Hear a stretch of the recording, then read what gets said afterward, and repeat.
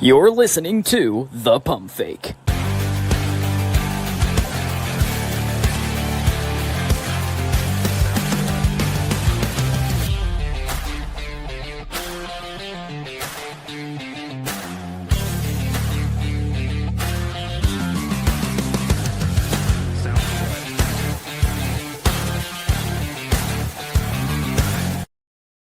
And welcome live into the latest edition of the Pump Fake, the Week 9 preview edition of the Pump Fake. Jarrett Bailey here with you as always. We are powered by FanDuel. And joining me today is my good friend. You can catch him on VSiN and CBS Sports, Joe Ceraulo. Hi, buddy. Man, we've come a long way from what was the little YouTube show we had in 2021? Plays and parlays we were doing. Yes. I was like setting up in the corner of my old New York City studio. Setting up your phone on like a little tripod, hoping it wouldn't fall off. Oh, yeah, man, we have come a long way, Jarrett. It is great to see you, man. It's always good to see you, buddy. You and I were talking like yesterday, just getting this set up and whatnot, and a little bit today. And I saw your Instagram story. It was like a bunch of we're allowed to talk about this now. It's like the Bachelorette stuff. I was like, yeah, what happened? So I feel like you've been talking about this for 4 years, right? Yeah, exactly. And by the way, for those who aren't familiar, Joe and I have been friends for about 4 years now at this point, 4 or 5 years. And everything that you do, you're annoyingly good at. You are annoyingly charismatic. Even bringing you on here, I'm like, God damn it, I'm going to be the second most handsome guy on my own fucking show. It's really it's frustrating, but you are so good at what you do in terms of being on camera, the charisma that you have. And I was not shocked whatsoever to see that you were potentially going to be on the show. And then obviously things happen and it didn't. So tell everybody everything you want to tell about that whole process. Well, first off, thank you, man. I mean, I don't know. You're making me blush more than any woman in the city of Los Angeles can. I really appreciate those kind words. It was a whirlwind. It was a wild process. I mean, all in all, about 6 weeks from, I guess, first reach out. I found out a friend of mine nominated me over the summer, and then first reach out came, I guess, September 8th. It was really brief. It didn't seem promising. Then a couple days later, the Call Her Daddy podcast with Taylor Frankie Paul, who is this year's Bachelorette, came out. And I immediately got a call because originally Monday, the vibe was I was too young. And Taylor, I guess, on that podcast said she'd go as young as 28. And then Alex Cooper was like, what about 27 if he was like the right guy? And Taylor was like, yeah, if he was mature and he was, really attractive, I'd go 27. So then I get a call back a couple hours later after that podcast comes out because I am 27. Yeah. And it was an interesting process. Excuse me. It was a lot that first week. And then it was 3 weeks of nothing. And then my phone rings and it was, hey, here's a list of 48 things that you've got to do in the next 3 weeks. And oh, by the way, at no point are you guaranteed to be on the show. So it's like, drop everything, go get, your blood taken because we have to make sure that you don't have, chlamydia or whatever. Go to this random shady office because you have to get fingerprinted by the FBI. Like all of these crazy immense steps and so much going on in such a short span and really like no certainty, no guarantee. And then finally make it to the hotel. Like this, black car picks me up, whatever. Guy takes my luggages, like the suitcase, like you see on the show. You get to this hotel where you're supposed to be for 6 days before filming starts. And at no point still is there really a guarantee of anything. And you run through photo shoots and video promos for social media and commercials. And you run through, a little press junket and sit down interviews with big name reporters, recognizable reporters. And it's like, okay, if I'm going through all this is probably real. And then 48 hours before filming is set to start, I'm in the middle of a workout because they wouldn't let any of the guys see each other. So we would all get 30-minute allotments at the gym and we'd be like escorted and whatnot. And I'm in the middle of a workout. I get told the executive producer wants to talk. No big deal. You'll come back. You'll get a fresh 30 minutes to work out after the conversation. I'm thinking it's all about storyline and whatnot. And I get told that changes were made to the cast and I'm going home just like that. So interesting, weird, ultimately a little disheartening process. But at the end of the day, I'm back in LA. Things have worked out. Work is going well. I've got some career moves in the works. And no regrets. It was a wild ride. And now you get to sit here on a podcast and gamble with me. So how do lucky are you best. really? And honestly, it's so funny because I was preparing, you have no phone, even in the hotel prior to filming, you have no phone. They take your computer, no electronics, no contact with the outside world.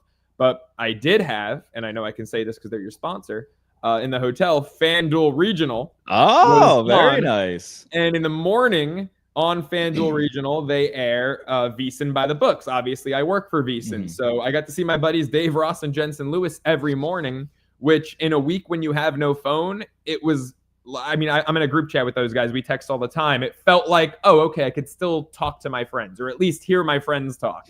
And I'm sitting there in my hotel room. You've got just hours and hours of downtime. And I think I saved it. It's on the other side of the room, so I won't get up and grab it. But I had a little notepad, like the Sheraton notepad. And I was writing down my Ceraulo pick six for the week because I was like, you know what? If this goes well, I'm going to want proof that even in seclusion, I picked my standard weekly pick six segment with my 6 ATS sides. And you know what, Jarrett? They went 5-1, even in seclusion. No computer to do research. So yeah, even when I was absolutely sequestered and secluded in a hotel, I was still finding out ways to formulate some picks and some winning bets. I love it. Well, I'm happy that you're here with me, buddy. Same here, I'm looking forward to seeing what is next for you in this bright, beautiful world of ours. All right, so let's get started with some NFL news. Miami fires general manager Chris Grier after losing to the Ravens last night. The Dolphins, when all this kind of came together with Tua, McDaniel trading for Tyreek Hill, they were the talk of the league. Kind of peaked after that 2023 season, going to Arrowhead, losing in the wild card round. Never won a playoff game. Chris Grier's been with the organization since 2000. He's been the GM since 2016. And in that span, you and I have the same number of playoff wins as Chris Grier did as general manager. Real quick, what are your thoughts on the Dolphins' future and what could everything look like in terms of what's next for Tua, potentially Mike McDaniel, and the next steps for them as an organization? Man, this was just long overdue, right? I get, there's a sentimental aspect to it. He's been there 2.5 decades, but yeah, he really hasn't accomplished much at all. I know they've gotten to the playoffs, and for the Miami Dolphins, that was a big deal and a big step. But, we all thought that division was going to be wide open in the post-Belichick-Brady era, and it hasn't been, Miami's had spurts where they've been in first place, maybe week 8, week 9, but that division got handed off right from New England to Buffalo. And, Tua, it was the whole tank for Tua thing. I feel like Dolphins fans were disappointed that they didn't go 0-16 that year.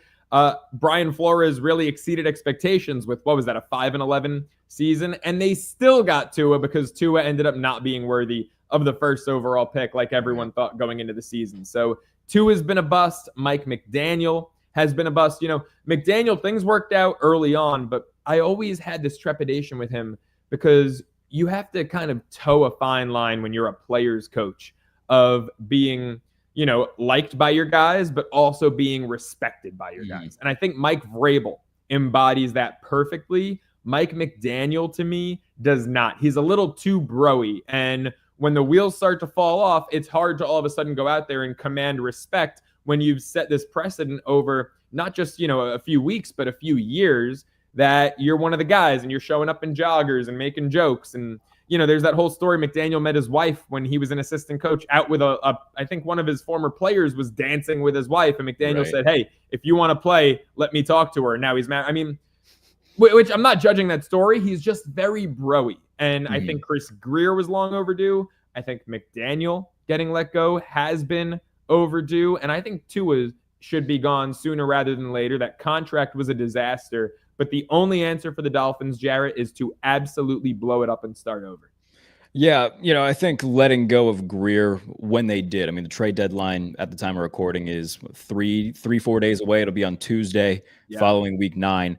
Look, there's going to be names that are going to be talked about and have been talked about, whether that's Bradley Chubb, Minkah Fitzpatrick, Jalen Phillips, Jalen Waddle even. I wouldn't be shocked if at least 2 of those guys are playing elsewhere by the time week 10 rolls around.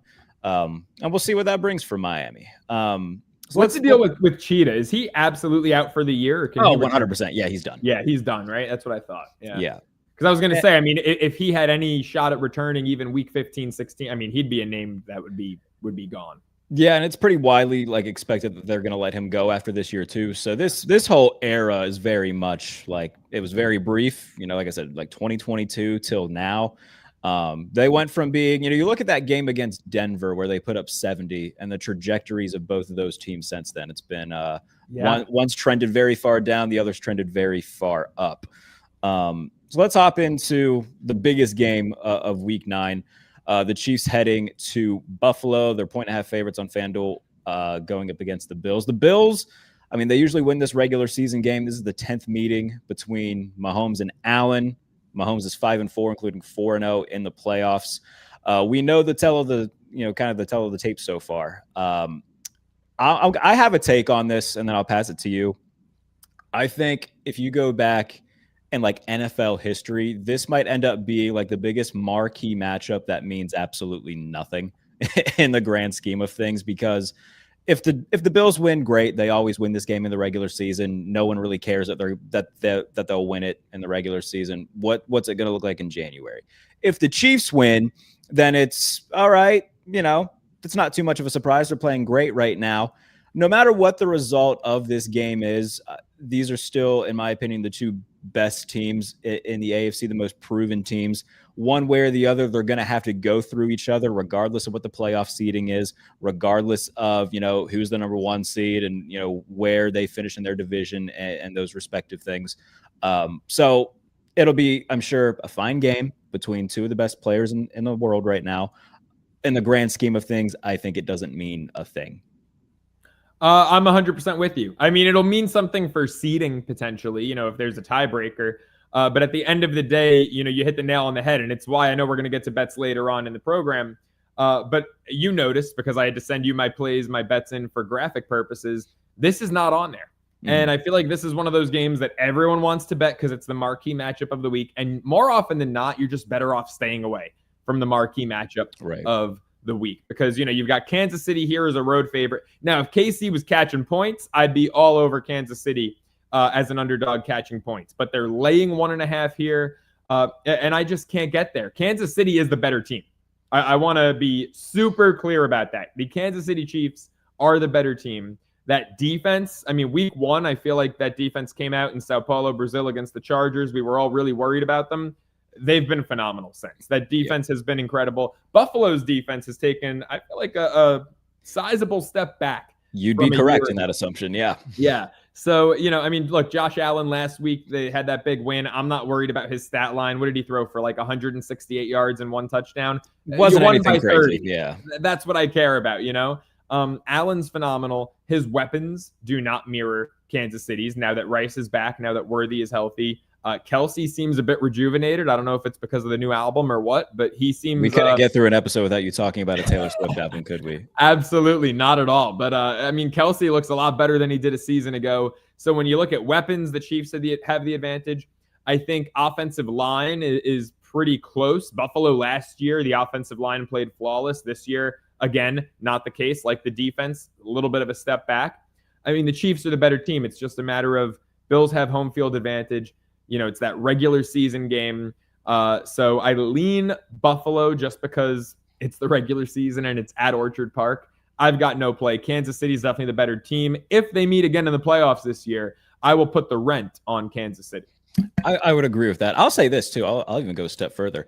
I think in the long run, the best possible outcome for the Bills would be getting their doors blown off in this game, because maybe, just maybe, that'll open up Brandon Beane, the general manager for the Bills, eyes and say, all right, this defense isn't good. We need to add a piece in the secondary.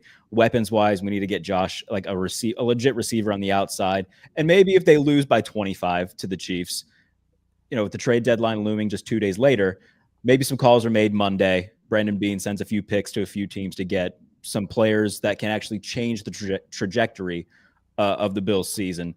And so maybe that's something to pay attention to in the long run, if that does happen. Yeah, it would definitely signal that they're all in. And it's like, if you're Buffalo, when are you going to go all in, right? I mean, I feel like they have, I don't want to discredit them. They have gone all in recent years, but you got to do it sooner rather than later. I mean, this isn't going to last forever. You got to dethrone Kansas City eventually. They've represented the AFC 3 straight years in the Super Bowl now. And what, like 3 straight 5 out of the last 6. Like if you're Buffalo, you got to take that next step. Otherwise, Bean and McDermott might be on their way out if they can't overtake Kansas City. I mean, it was great for a while from Buffalo to go from basement dweller in their division to runner-up in the conference, top 2, top 3 team in the conference. That's not good enough anymore. It's been over a half decade of being runner-up to Kansas City. So you got to take that next step. Yeah, and like draft-wise too, like you look at both organizations, the Chiefs have been a very good drafting team. The Bills have not. And so just organizationally, it's night and day with how things go. And I think that Josh Allen just being Josh Allen has saved a lot of jobs in that building over the past few years, especially last year where everybody thought, all right, this is going to be the year they take a big step back because, Diggs is gone. A lot of veterans are no longer with the team. And then obviously he wins MVP and they go back to the AFC title game. So I think that a lot of jobs have been made and saved by having Josh Allen on that roster. They need to go out and make a few moves to take the roster as a whole over the top. I am going to pick Kansas City to win and cover in this game. I assume that we on the same page there? Point and a half. Like I said, I'm not picking it. I'll go Buffalo plus 1.5. Okay, sure. Why not? Yeah. Maybe a Harrison Butker field goal when they're down 2. Ooh, I don't want to rely on that guy. He has been awful. I love every time he misses a field goal, everybody just collectively tells him to go iron something. That Get back in the kitchen. It's pretty great. Incredible. The reverse misogyny, everybody loves getting on board with it, and it's very fun. You and I are pretty in line when it comes to that stuff. So yeah, I agree. It's very fun to see. I'm with you 1,000%. It's the best. All right, let's go to the early window. The Broncos facing Houston. If there's one play that I would look at in this game, and it might come up later on, over under 40.5 on FanDuel here. I took the Texans under 41.5 last week against the 49ers, and by the skin of that game's teeth, I got it because there was 41 combined points in that game. So right on the edge, but it did hit. Houston's offense is not good, but their defense has been very, very good this year. For Denver, they're very streaky offensively. They didn't score for 3 quarters against your Giants. Sorry about that game, by the way. Very crazy. And then last week against a bad Cowboys defense, they put up 44. I don't think we're going to see anything resembling that this week. I'm going to, every time I pick against the Broncos, they end up biting me in the ass. But eventually, I'll get on the right track here. I'm going to pick Houston to win, and I'm going to take the under here. Where are you leaning in terms of both the 1.5 for Denver, but also any over-under plays? Yeah, I think I'm in line with you. I mean, the under, I've got no action in this game. I know, I told you what bets I was ripping right before we went on air. I've got no action in this game, but if I was to actually place a bet here, it would be on the under over anything. I do think, Houston losing record 3-4, Broncos 6-2, riding really high after a slow start to the year. I do think that this just has trap game written all over it. The line reflects that with Houston being a favorite. Yeah.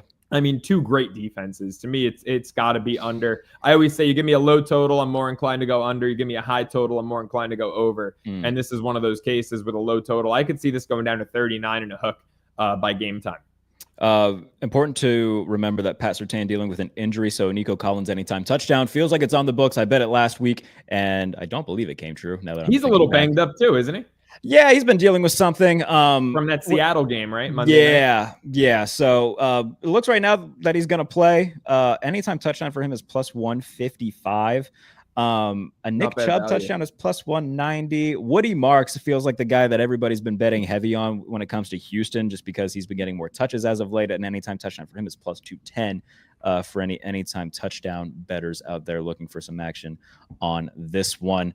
The Colts head to Pittsburgh.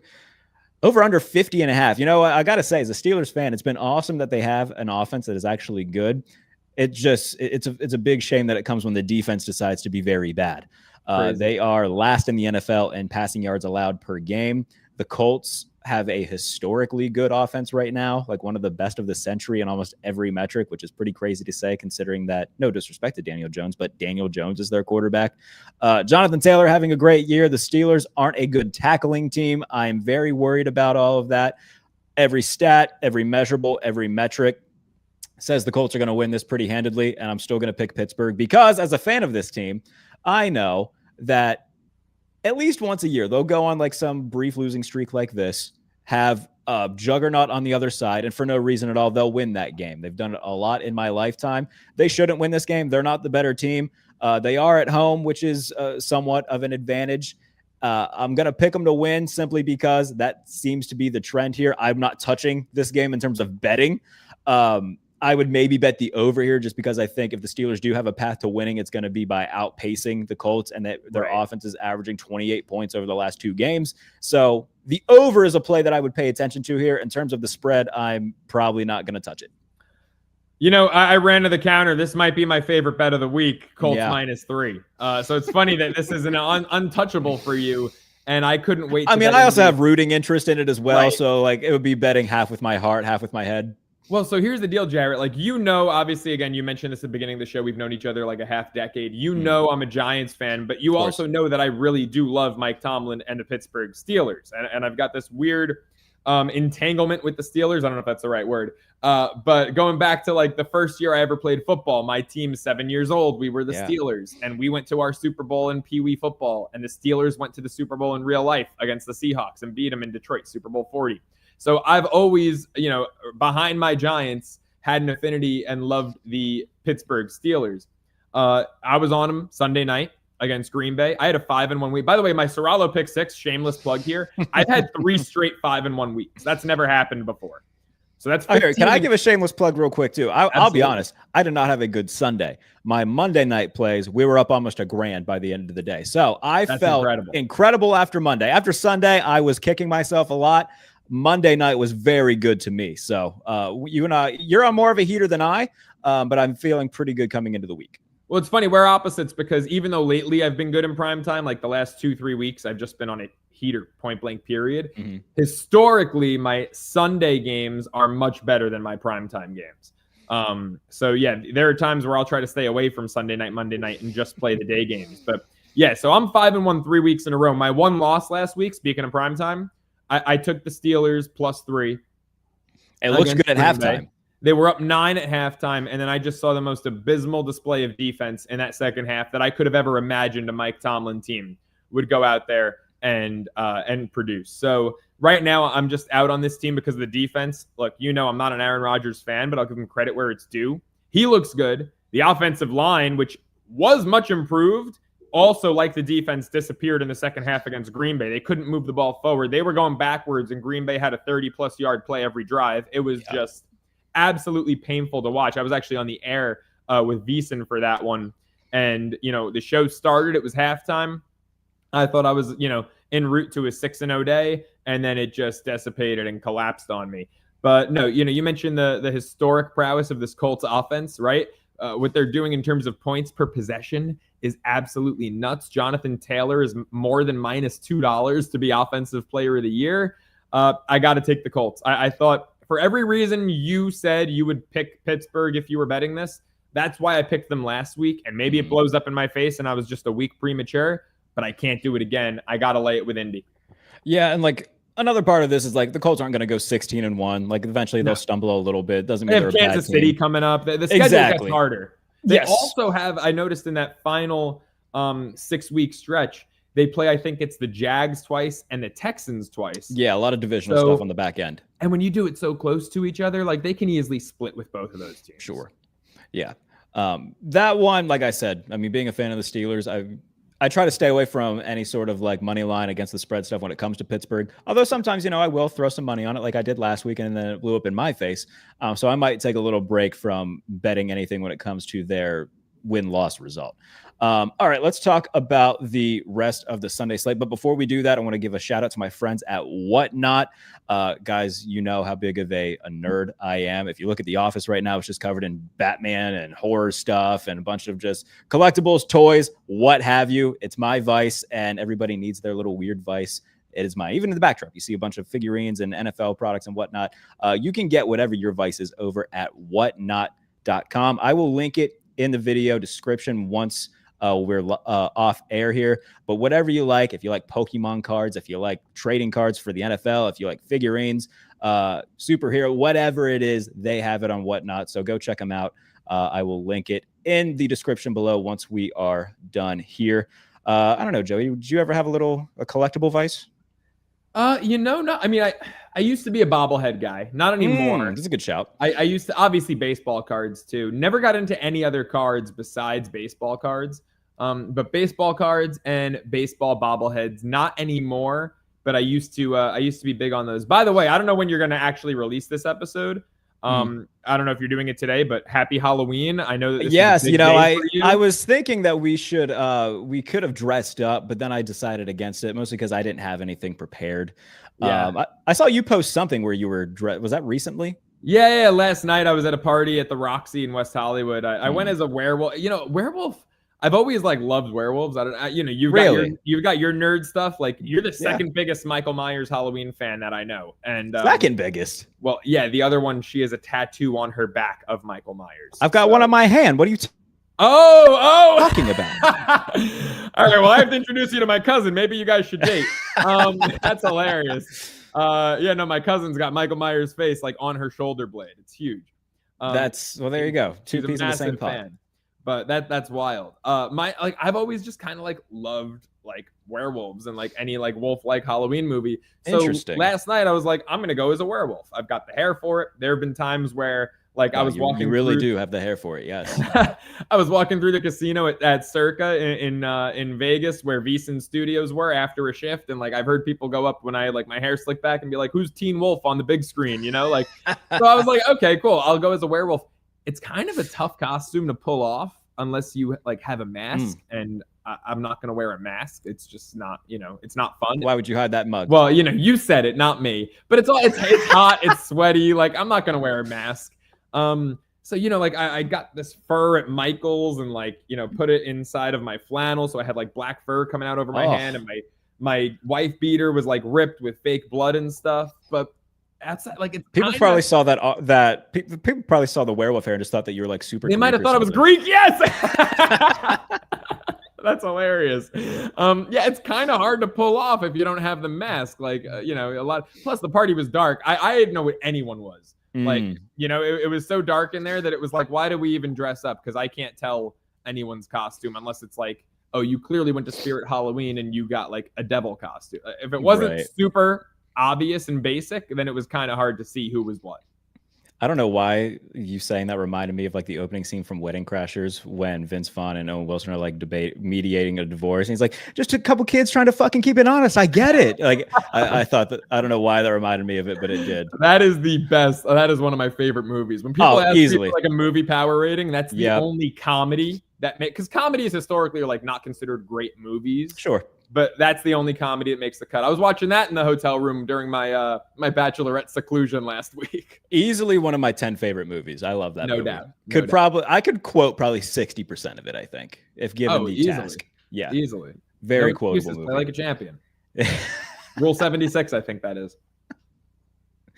We're just gonna have to send each other texts of Wedding Crashers quotes now. Yes. All right. Atlanta heads to New England. The Patriots are 5.5-point favorites. A few weeks ago, I did a segment on the show, the Give a Shit Index, teams that you should care about versus teams that you don't have to. It updates by the week, and I think you can very much throw Atlanta in that you don't have to care about them. No, I'm disgusted with Atlanta, man. I was all in on them. Week 2, I had a great call. I was doing a segment on CBS Sports, and it was they call it puppy picks, which is really fun because you pick an underdog, and then I brought my dog on the show and surprised everyone, and that was a hit. And I gave out the Falcons Sunday Night Football money line against Minnesota, coming off the Vikings Week 1 win. Yeah, and it worked, and I looked great. I looked like a genius for that. Ever since then, the Falcons have sucked. Yeah, I don't get, and I really like Michael Penix, and I want to be a believer in Penix. Last week, the way Cousins played showed me maybe it's not Penix. I think a lot of it goes back to the coaching. I like Raheem Morris as a defensive coordinator. Sign me up. As a head coach, stay the hell away. I can't get in on Atlanta. This almost made the cut for my pick 6. It didn't, because I didn't want to be too chalky. I've got some big numbers here I'm laying, and I didn't want to lay too many 5.5s and north of that. Yeah. But how do you not, if you're forced to pick it, how do you not end up on the Patriots minus 5.5? Just forget the rosters. Vrabel versus Raheem Morris. That's all I need to know. Yeah, and like New England's been putting up points a lot. They're not just beating bad teams; they're really like giving it to them. They blew out the Titans, they blew out the Browns, and scored more than 30 points in both of those games. Maybe Atlanta's defense gives a little bit of pushback, but offensively, I just don't see a lot there for the Falcons. Skill position wise, they're great. Obviously, Bijan is one of the best players in the league. Drake London's coming into his own as a number one receiver, but I do have questions about offensive play calling, the quarterback play as a whole. I don't know. I might stay away from this. I might go over under, look at the over under 44.5. I might go over 44.5 because I think that both teams can score when needed to.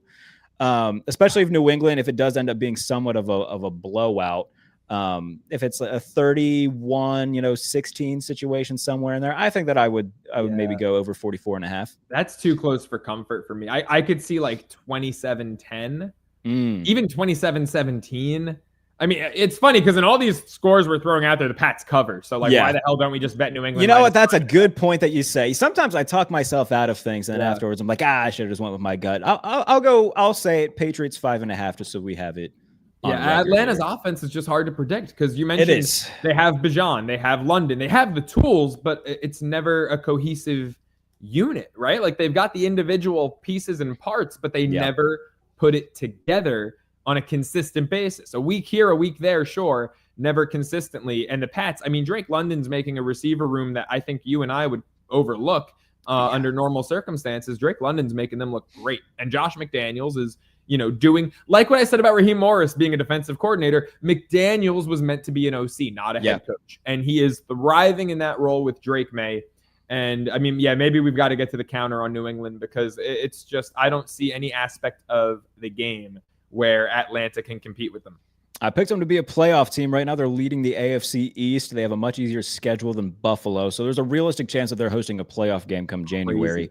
Yeah, I hope not. I laid way too much on Buffalo to win the division preseason. I laid 270, which is normally like on like a game. I'll never do a minus 270 bet. I don't like for a long-term bet. But, for a future, I was like, I did it last year with the Chiefs. They were the first team to clinch the division. They did it like week 11, and it was the same exact number. It was 270. So this year, I'll admit I didn't have the balls like you to put New England in the playoffs. I said they'll win 8 or 9 games and they'll make the playoffs in 2026. So I believed in this team. I just thought it would be more gradual from, what did they win, 4 games a year ago? Yeah, 4 games a year ago, and then Rabel comes in and it's pretty crazy what difference a year makes. I figured they would double that, which, hey, that's great, know? They're going to win double-digit games, and they're going to be in the playoffs, whether it's, as a division champ or not. Yeah. Selfishly, I'm hoping it's not, even though the story would be great. So, they're a fun team, man. The Patriots are likable again. Which is fun, yeah. I mean, Drake May is legitimately one of my favorite players in football. And I think just not having Belichick and Brady there running the show and having Vrabel and May, like two likable, not to say that Brady's unlikable, because I think in retirement he's become more likable. Totally. But yeah, I think a football guy being the head coach and a bright young quarterback has made them certainly very likable. When I started to like Brady? The first time I started to like Brady was my sophomore year of college. I was at my first radio row covering the Pats-Eagles Super Bowl. And by the way, more nervous asking that man a question than I've ever been talking to a woman in my life. I mean, my stomach was doing somersaults. And I asked him, I got my question out. And he paused and he looked at me and he goes, "That's a really good question." And ever since then, I have loved Tom Brady. I would too if I was you. Yeah. The Panthers heading to Green Bay. They're 13.5-point dogs. The Packers are the far better team. The Panthers lost by 31 last week.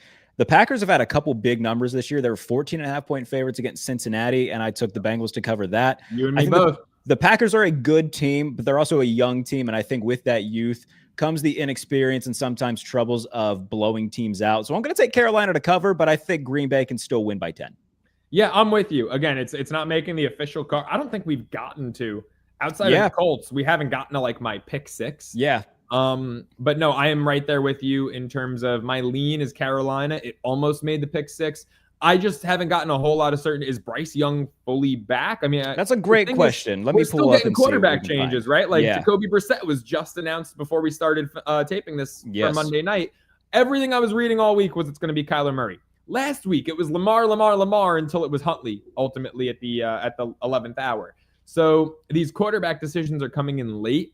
I know Dalton himself is questionable, so I would imagine it's going to be Bryce Young. Adam Schefter reports there's no injury designation for Bryce Young, so he's good to go. Cool. Yeah, I feel better about it with Young. You know, it's weird. Last week, I laid the 7 with Buffalo. A lot of people were on Carolina, and they said because of Andy Dalton. Look, Andy Dalton had some great years. I like Andy Dalton. He's a low-end backup. I don't even consider him a high-end backup in this league anymore. I don't know why Dalton would make people more inclined to take the Panthers, to take the points with the Panthers than Bryce Young at this point. I think Bryce Young's been really serviceable and respectable since last year when he came back from being benched. So if Young's the guy, I could see whether it's a backdoor. Look, one of my worst beats of the year, and I despite having a very good, profitable NFL season through the first half, I've had some horrendous beats. Ravens week 1 Sunday night against Buffalo, up 15 in the fourth quarter. Maybe even worse than that. I laid 5.5, 6.5 with Arizona against Carolina. They were up 27-3. They won 27-22. I could see that happening with the Panthers. I was right there with you with Cincinnati plus 14.5 against Green Bay. Green Bay is going to win, but I don't know if they're going to step on Carolina's throats the way a lot of people think they should, the way the odds makers think they should. I'm with you on plus the points. All right. Let's go to a game that you are betting on here. The Chargers going on the road to face the Tennessee Titans. FanDuel has them at 9.5. What are your thoughts on this game? Yeah, so I shopped around on this one, and I actually got 8.5 at your standard minus 110 price. I'm even up to 9.5. I think the Chargers win by double digits. Tennessee's been an absolute auto fade the last 2 years, and I know Callahan's gone, but I don't think much has changed with the Titans since that firing. 4-21 against the spread in the last 2 years. That's 4 out of 25. That's only a 16%, if I'm not mistaken, cover rate. That means 84% of the time you're better off betting against them. 7th best defense in football against the 7th worst defense in football. The Chargers have a plethora of options on the offensive side. Quentin Johnston put up a 0 burger last week for all the fantasy owners who were riding him. It wouldn't shock me if he had like 150 yards and multiple touchdowns this week. They've just got so many options. Chargers by double digits. I got 8.5, but I'd go 9.5. Is that a degenerate play that we should look at, like Quentin Johnston's alt receiving yards, and see what you can get for like 100 yards receiving from him? Yeah, I think it might be worth a look. See what the good old FanDuel Sportsbook has to offer there. Right now, Quentin Johnston 100+ yards is at plus 1,000. You're going 10-1 on a 100-yard game out of Quentin? That's what they got. I don't think so. I mean, what? When's the last time Quentin Johnston had 100 yards? Now I got to look this up. That's a good point. I don't know. Look, I think it was early in the year. Guy anymore. No. He's very much the possession underneath guy. Safe. Yeah, although game. Allen is leading the team in yards, which is crazy. He's had a nice little resurrection here. It's because he's leading in receptions. Like if you look at, the first couple weeks of the season are doing a lot of that heavy lifting too. Yeah, Allen, McConkey, and Johnston are all between 58 and 60 yards per game. So they are really sharing. They're spreading the wealth. Johnston he's got 20 fewer targets and about 15 to 20 fewer catches than those other guys. So, wow, look at that. He has not gone for 100 yards. He's gone 79, 71, 89, 98 first 4 weeks in a row. Wow. And then 40, 30, 0 last 3 weeks. So what's 70 plus? 70 plus 390. So almost 4-1. 4-1 at 70 plus is honestly, that's pretty good. I think that's worth taking. Worth noting at the time we're recording, no anytime touchdowns out yet for Chargers Titans. But when they do come out, maybe everyone on the Chargers. Yeah. Just throw a 10 burger on like 4 different Chargers. You're likely to. What is their team total? Team total. Let's look. As we get that pulled up here, great audio for the folks who are. Let's see. Team total. I can see that team total. If that's sitting like 27.5 or less. I'd go north. If I can find it, I will let you know. All right. But I'm not finding it yet. I'll look too while you host. All right, sounds good. In terms of what I'm doing here, I'm with you. I would take the Chargers minus 9.5. In terms of what they have been somewhat inconsistent, but a lot of that has been due to the early offensive line injuries, especially in that Giants game. Was that week 3? early in the season where the Giants were just able to get after Herbert, but they've since gotten Joe Walt back. They found a little bit more of a rhythm offensively.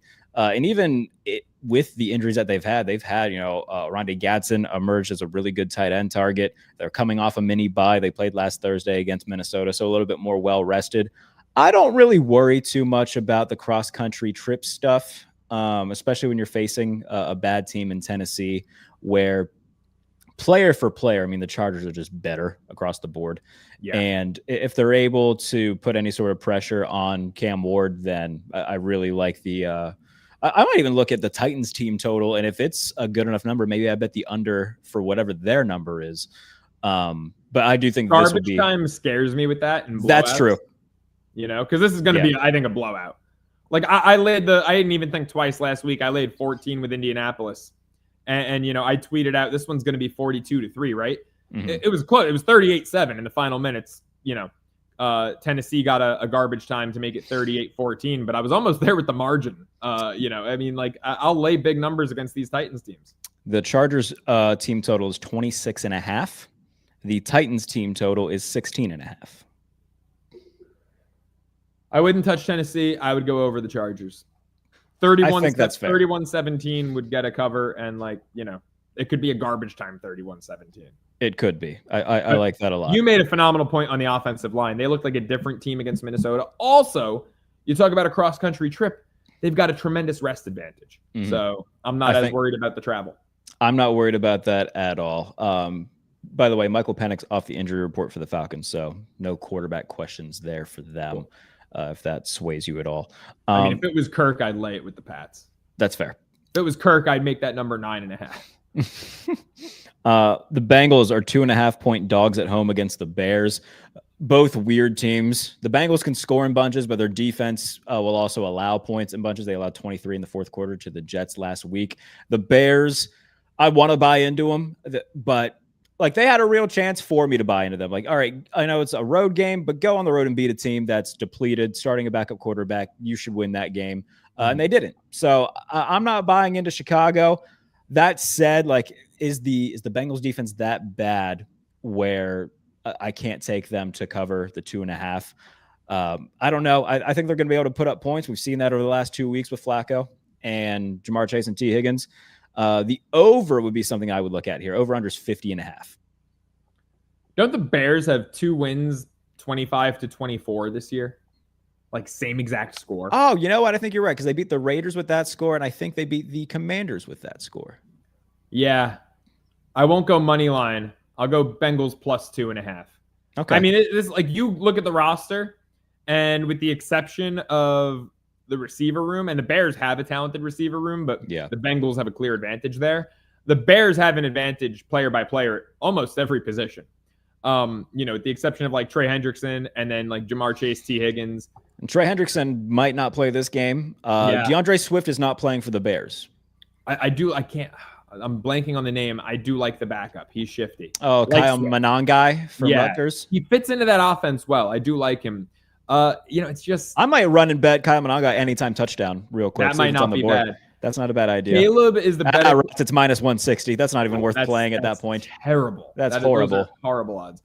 Caleb's more talented than Joe Flacco, but what Flacco's got above the shoulder pads is just unmatched, and it's why they hung in there against Green Bay when he literally just got to Cincinnati. It's why they beat Pittsburgh when he just got to Cincinnati. Flacco just sees the field better than anyone. It's why he still has a job in this league every single year. So, give me the Bengals plus 2.5. All right, your Giants 2.5-point home dogs on FanDuel to the 49ers. Looks like Mac Jones is going to be playing in this game, if I'm not mistaken. The injuries for the Giants have just been brutal this year, with Malik Neighbors being out and then Cam Scatabo suffering the injury last week. Where are you leaning here? Yeah, it's funny because we're talking about this. So, in terms of official plays we've gone over, Colts is on my pick 6. Chargers is on my pick 6. I don't like that I only have one dog, and I was debating if the Bengals should have made the cut because as we were talking it through, I felt more convicted about it. But I've got the Giants, and plus 2.5 is fine. I shopped around and did find plus 3 at minus 115, so I paid a little extra juice for that plus 3. It's hard to reason this one out, especially with the Scatabo injury. But I do feel like Jackson Dart, they're back at home where in recent years, the Giants have had no home field advantage. This year, both of their wins have come at home. And I feel like Dart is really playing for Scadaboo. He's had a week off. A guy gets injured mid-game, and it's like, just throw this one away, Right. The next week, sometimes there can be that bounce back effect. And let's play for him. Let's rally the troops. San Francisco has overperformed. Give Shanahan all the credit in the world. That defense is not great. Now, the Giants defense, which I had high expectations for, has been horrendous. So San Fran's had a better defense this year than the Giants, but neither impresses me. Fred Warner being out is just a dagger for them. The offense got humbled by Houston last week, and I know Houston's got a top 5 defense, but Mac Jones, he's had some sensational games this year. It's like, holy crap, Kyle Shanahan, the quarterback whisperer, doing his thing, but it's still Mac Jones. And, this receiver room always has injuries, whether Jennings is out 1 week or Pearsall's out the next. I know Kittle's back, so him and Tonjes together is huge. But I just feel like the X factor, and this is the obvious choice, if the Giants can contain McCaffrey, then I think they really have a shot in this one, because I don't think if they force Mac Jones to beat them, that he will. So it all comes down to McCaffrey, and I'm going to go with the home dog +3. I think I'm with you there, actually. And if people are wanting to maybe look for some anytime touchdowns in this, Jackson Dart, anytime touchdowns +230.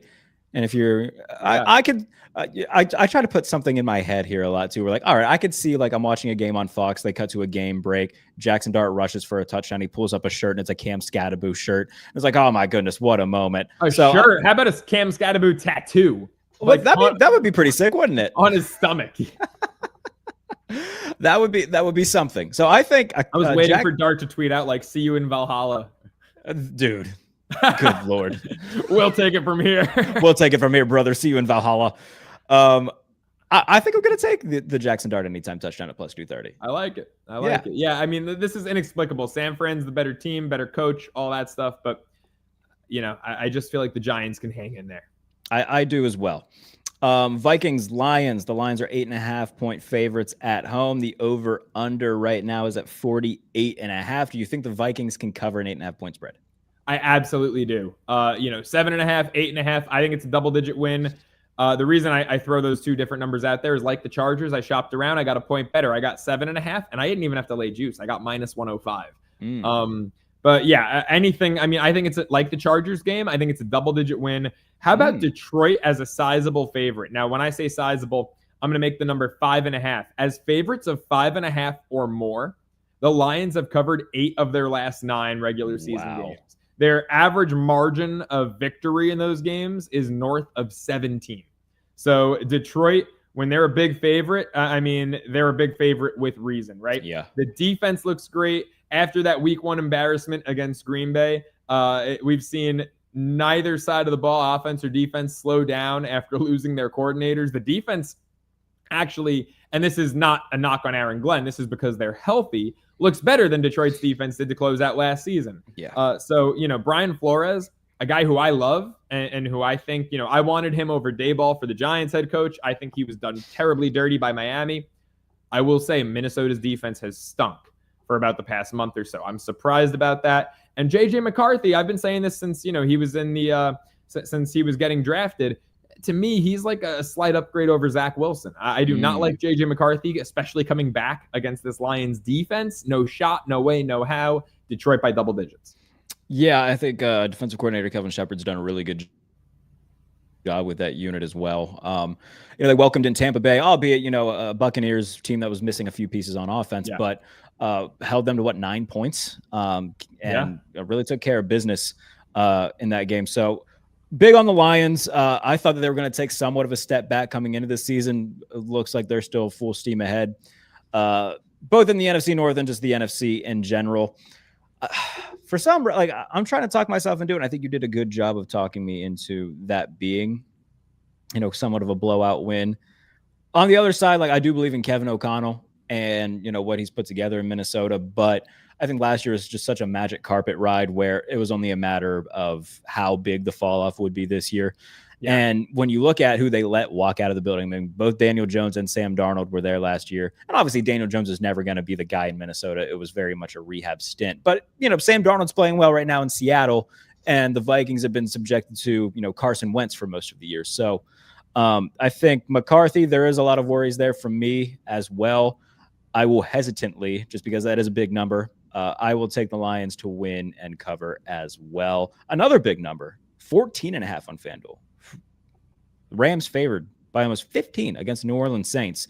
I'll say that the Rams, while their front four is very good, their secondary is a little bit susceptible to getting beat over the top or even underneath. Like the 49ers, their whole blueprint was, we're not going to let the front four have an impact. We're going to get the ball out quick. Very much just nickel and dime this defense to death. The Rams did trade for Titans cornerback Roger McCreary, so a little bit of help coming on the back end there. But we've seen Chris Olave and Rashid Shaheed both have big plays throughout the year. If Spencer Rattler was starting, I think I would lean the Saints covering, but it's Tyler Shuck starting. I've got zero faith in that. I am going to go Rams. It could have been 18.5. I'll take the Rams to win and cover. I'm glad you pivoted there because I feel the same exact way. I mean, look, Rattler has not been good, right? He's got just one win in like 13 or 14 games, and it's against my Giants, of course, in a game where the Giants were up 14-3 and decided to turn the ball over 5 straight drives. That was inexplicable. But Tyler Shuck, do we think he can put up any points? Do we think he can complete, Tyler Shuck gives me big. I get Brandon Whedon energy. I was going to say Christian Hackenberg energy. Yeah. Sure. Can he play? I don't know. I was just dumbfounded. Not for anything. The whole Shador stuff on a lot of it, I could see both sides because I think he is. You got to be cocky to be a quarterback. You got to believe you're the guy. I think he's a little ridiculous at times. But for Tyler Shuck to get drafted before Shador Sanders, come on now. What are we doing here? Saints missed on Dart early. That's obvious. That's clear as day. Especially surprising that Kellen Moore didn't want Dart to be his shiny new toy. But Tyler Shuck. No, the play is the Rams. The play is absolutely the Rams because they could win this game 27-3. Yeah, they very well could. I just don't see how the Saints do anything. Look, they've maybe not. I don't know why I said Holloway. Maybe Shaheed breaks one deep, but can Shuck get it to him, right? Because Shaheed can do that with any quarterback. He was doing it left and right with Derek Carr early last year when the Saints had 90 points in the first. Yeah, you remember the first 2 weeks of the year last year when the Saints were like gods, and then I bet him both weeks, and I was really feeling myself. Week one, I remember it vividly because I just started cashing out full time at VSiN, and week one, everyone was on Carolina, and it was plus 3.5, and I laid it with the Saints. And I remember, some of my colleagues who have been in the business for a few decades, I've been in it for a few years. They were like, oh, look at the kid. He's laying it with the Saints. He's falling for the trap. And the Saints beat him by 30, and then they beat the Cowboys by 30. And then nothing. But, Shaheed can always break one loose. But even accounting for that, all right, give the Saints 10. Do the Rams score less than, 24-10, depending on, I got 13.5. By shopping around. So 24-10 could be a difference maker, but I think the Rams are scoring at least 27. I think they're covering. Even if you want to, if you're including this in a parlay and you just want to buy a few points down, go down to 11 or 10.5 and include it in your parlays, you still get a nice bump in, a 4 or 5 legger. I try not to go too big with that, but try to keep it 3 to 4. But if you have a 3 or 4 leg and you want something that'll still give you solid value and bump up what your winnings would be, but you're a little bit hesitant about 14.5, I think around 10.5, that's pretty safe if you want to throw it in there and kind of have your cake and eat it too with the Rams. Jacksonville Jaguars, 2.5-point road favorites over the Vegas Raiders. Geno Smith threw an interception as we were recording this. So I said going into the year, dude, I did not get the hype about the Raiders. And it was, they brought grown-ups into the building, and that's great. I didn't think they would be this bad, but they've been atrocious. They get Brock Bowers back. That's cool. Jacksonville's one of those teams where they are very unpredictable. They beat the Chiefs one week, and then now they've lost 2 in a row, including a blowout in London. I might lean Las Vegas plus 2.5 here. For entertainment purposes, I'll go Jags, but they're on a very exclusive list with the Atlanta Falcons. It's do not touch. Don't bet them, because who the hell are they? Yeah. What is their identity? Who is Trevor Lawrence? Is he another Tua who got paid and shouldn't have? Or, can he turn them around? He's been to the playoffs, won that crazy playoff game where the Chargers lost more than Jacksonville won. But what are we doing here, Jacksonville? Yeah. I don't know. I don't know what this team's deal is. Like ETN looked incredible to start the year. He's been very mid since. I wanted the Raiders to be good because I love Pete Carroll so much. Sure. Man, I took him plus 7.5 against the Colts. They lost that game. What was it, like 40 to 40 3 to or 6? Absurd. Yeah. I'll lean Jacksonville, but it's a no play. Travis Hunter put on IR today, by the way. So I'm gonna see how that goes. And Brian Thomas is like rumored. They have a winning record still in Thomas. They still have a winning record there. I think they would, if the season ended today, they would be a playoff team. And they're talking about trading a 1,000-yard rookie receiver. I think that was more so just like, yeah, we'll listen to calls, but it's going to have to blow us away. I don't know if it's something going on with him and Cohen or what it is, but he certainly hasn't been, people expected a big year 2 leap after the great rookie year that he's had, and he's had some drop issues. So I think a lot of it's just stemmed from stuff like that. Yeah, they'd be the odd man out, by the way, if the playoffs started. They'd be would they? Yeah, they'd be 8th. Chargers and Chiefs are 5-3. They'd be 6-7. Jaguars 4-3. So can't really. They'd be right there. I mean, they have the tiebreaker over Kansas City, right? So they would be right there. You can't really judge it off of because the bye weeks they have one less game. Yeah. All right. Let's go to Sunday Night Football. The Seattle Seahawks 3-point favorites on FanDuel on the road against the Washington Commanders. Jaden Daniels will play. Terry McLaurin, I believe, will not because God forbid he stay healthy. Bad year for injuries. God is bad. Yes, that's there's a lot of examples of like dudes who get paid and then immediately just suffer from some injuries. Ayuk. Yeah, Brandon Ayuk. Yep. I'm 3 feels low, and it's weird to me that it's that low, so which makes me think I should take Washington plus 3. And I think I'm gonna very hesitantly. I might actually use this in a teaser and just tease it up to plus 9. Where are you leaning right now? It feels trappy, doesn't it? It does. Very trappy. Didn't it feel trappy when that's what they were laying against Houston on Monday night, the doubleheader a couple weeks ago? Yeah. Mike McDonald with this team on the road, 8-3 against the spread last 2 years. Very good. Sam Darnold looks great. JSN may be the third best receiver in football behind Chase and Jefferson. And whatever order there was no order there when I said Chase and Jefferson, but it's like those two, and then it might be JSN. I mean, he is ascending the ranks in terms of best receivers in this league. The O-line looks good. The defense is ferocious. That D-line, like, they don't have to blitz.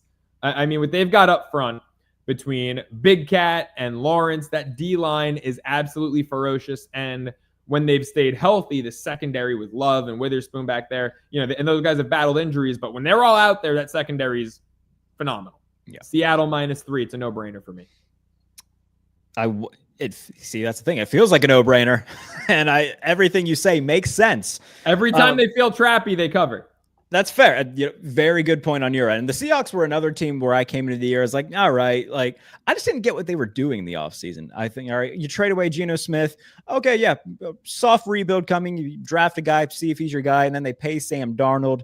I thought that was a mistake. Clearly, I've been wrong about that so far. Seattle's been one of the more pleasant surprises for me on the year, and Mike McDonald's done an incredible job. Washington, on the other end, I mean, they've dealt with injuries at quarterback and wide receiver. Defensively, they've been bad. This is a team in flux right now, and I feel like that desperation could factor into this. If I were to use, like I said, I would probably use it as more of a teaser play than anything. I'll lean Washington +3 just because I think Jaden coming back, that gives you some sort of a bump. I would say. I would still say Seattle probably wins, but I won't be surprised if Washington pulls one off in prime time. Dallas and Arizona. As we're going on air, it was announced that Jacoby Brissett's expected to start for the Cardinals. The line on FanDuel only moved up a point, so Dallas -3.5. It was Dallas -2.5. I have been such a heavy Cowboys bettor this year, and it has helped me and it has hurt me. Anytime I've bet them as a dog, that's usually when it's been good, although I did bet them heavy against Washington, and that ended up being a good play. So I'm going to take them. I'm going to take them and the points, but it's very hard because of how bad the defense is. If Kyler was playing, I would be a little bit more hesitant, although I would say Jacoby Brissett might be the best quarterback on that roster. I just don't think Kyler Murray's good. It's a hot take. I don't know, man. every year I feel like we have this conversation with Kyler. Like he'll play good for a couple games and then stink for a month. He'll have a nice game, stink for another 2 weeks. Like that's just kind of who he is. I think he's like the 20th best quarterback in football at this point, and that's just that. So, Brissett's played fine since he's been in. Almost let him do a win against the Colts. And Dallas's defense does scare me. They were starting a fella. I talked about this earlier in the week, and I'm gonna butcher his name. I think it was Tarquizzy Bridges. Was his name? He picked off Bo. Is this like East-West Bowl? The old. Yes, I was just about to say yes. He picked off Bo Nix on the first drive, and then just proceeded to get torched the rest of the day. So they need to do something defensively at the deadline to just get a little bit better because the offense can score a ton of points. That's what I'm banking on in this game. Over-under is 52.5. I would probably lean the over. I'm going to take them and lay the points. I'm not super confident in it just because Dallas's defense is just a very big dice roll. You know, the trade deadline is coming up, and it's like, imagine if there was an elite pass rusher available before the season started. Hall of Fame worthy pass rusher who could think has of that? stayed healthy for most of his career. Last year missed 4 or 5 games, but never missed a game due to injury prior to that. Man, where's number 1 in Green Bay?